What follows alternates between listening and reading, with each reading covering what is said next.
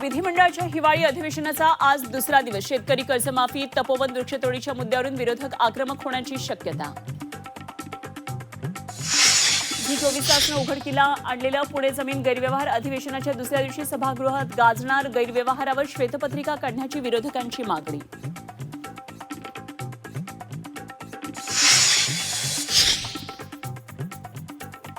अधिवेशनात 75,000 कोटींच्या पुरवणी मागण्या. राज्याच्या इतिहासात दुसऱ्या विक्रमी पुरवणी मागण्या. अतिवृष्टीच्या मदतीसाठी 15,648 कोटी. वित्तीय शिस्त बिघडल्याचा विरोधकांचा आरोप.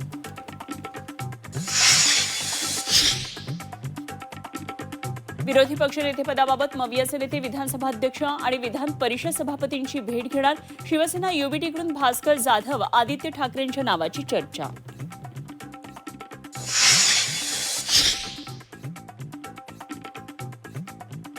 कोणतीही वादग्रस्त वक्तव्य करू नका. नागपूरमध्ये पार पडलेल्या बैठकीत उपमुख्यमंत्री शिंदेंचा आमदारांना कानमंत्र. मनपा निवडणुका महायुती म्हणूनच लढणार असल्याचं स्पष्ट.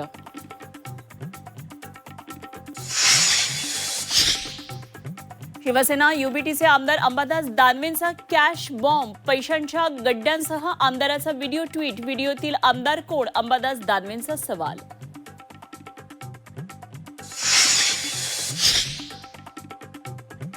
अर्धवट व्हिडिओ ट्विट करून अंबादास दानवेंकडून ब्लॅकमेल करण्याचा प्रयत्न. कॅश बॉम्बवर आमदार महेंद्र दळवींची प्रतिक्रिया. दानवेंनी पुरावे सादर करावेत, दळवींचं आव्हान.